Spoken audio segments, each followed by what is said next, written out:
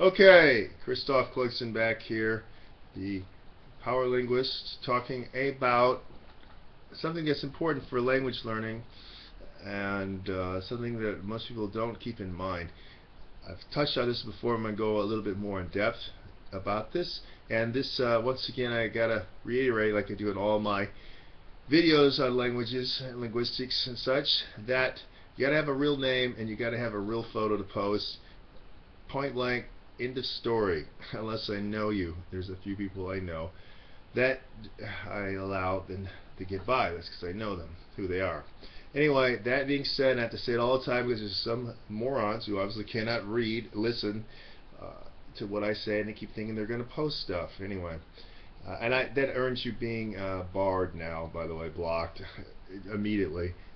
So pay attention. I have to say that. Pay attention, because this is something what this little video is about. Is pay attention to the society and the group of people that you're going to be conversing with, talking with, in the language that you want to learn. This is something I said a little bit about, but it bears repeating because most people don't get it. I know a lot of people, especially on YouTube, want to just be dilettantes and be tourist level learners of a language. And they think they've accomplished something when they can ask somebody where the bathroom is, how much something costs, and possibly directions, which is fine if you are just going to be a tourist and you are learning that sort of information. That's good. That is actually functional, which is something I've talked about. You need to be functional. You need that information. You need to be able to conduct that sort of transactional conversation much more pragmatically than you do, for example, talking about history, like Kaufman wants to do. He wants to talk about history. People think he knows all this language, but he doesn't really, because he's not functional. He's just skipped things. Anyway, being functional as a tourist is very important. Nothing wrong with that. But what I'm talking about now are people who want to actually know about the culture or use that language as what it's meant to be, which is a tool for discussion. Now, a lot of people probably don't care about this level of language use, but I don't care about them not caring. So what am I specifically talking about? I'm talking about profound subjects, those subjects that you would do if you were a motivated, inspired, passionate person in your maternal language, talking about philosophy, talking about architecture, talking a critique of music, possibly a critique of paintings, of cinema, that sort of thing.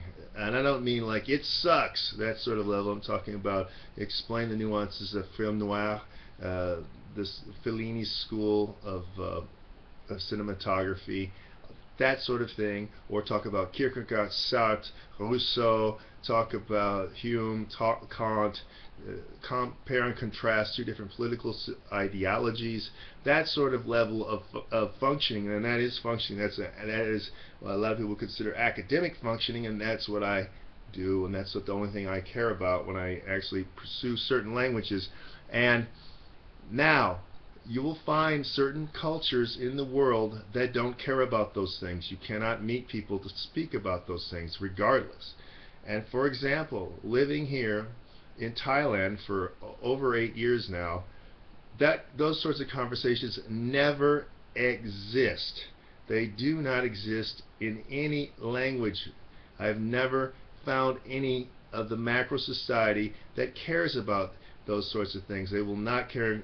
They will not compare and contrast political systems. They will not talk about cinematography. They will not talk about philosophy whatsoever, because philosophy is a Western thing. So is logic. Those sorts of things just escape the indoctrination process of the culture here.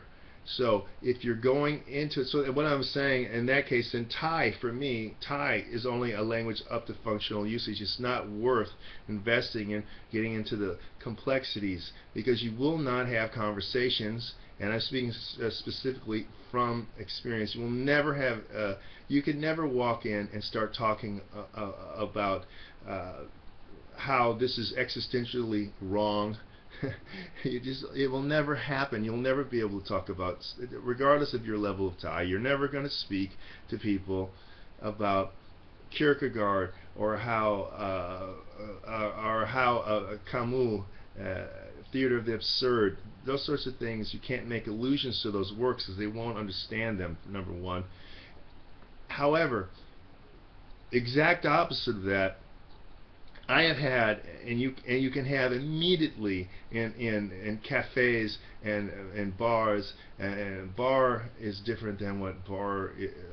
There's a difference usage in Europe of the word bar than what the United States considers a bar. Anyway, cafes, meetings, just meeting somebody. I have immediately had conversations about architecture, about history, of actual social movement history, of the Red Brigade, for example, the Civil War in Spain. All of these things have happened in Spanish and Italian and French. Always you can have discussions. Those are deep, profound cultures that value that sort of thing. And here is a quick way to understand what a culture considers topics of discussion. How much literature does it produce? Does that culture, how many great writers are from that culture?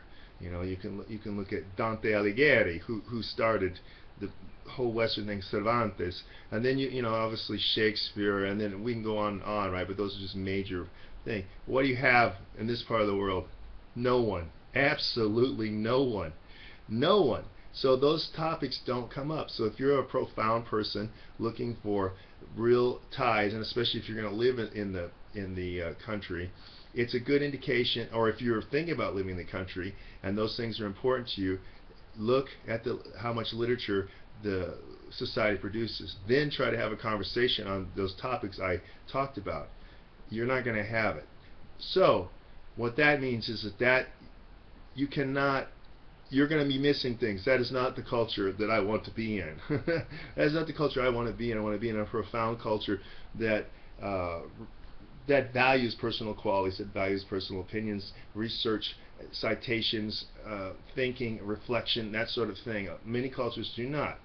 Okay, so learning then the language, you must take this into consideration, and then you learn that language. You're never really connecting with Italians if you cannot talk about what the Pope said about capitalism, for example, right now, lately. You'll never talk about those sorts of things in this part of the world. Never. Not the Pope is not important, but just the whole concept of what he said in capitalism is not important. Okay, so you can. That leads to another thing about levels of functional usage. So that's why, for me, Thai is not an important language. It's geolocked, number one. Two, that people will not discuss things that I care about. So I just get by. I only need to be functional in transaction of directions, how much this is, where to go, what time, your name, you know, that sort of stuff, things like that. I'm not talking like I am in other languages about the deep, you know, feeling of how the Renaissance, Rinascimento, you know, ha cambiato tutto in Italia, il mondo è differente adesso, è ovvio, eh? And so those sorts of things, you got to take in consideration. Most people don't. They just approach it as a tourist thing, and whatever their society values, that they will find that in another society that does not exist. So big cultural reality here from the power linguist Christophe Clugston.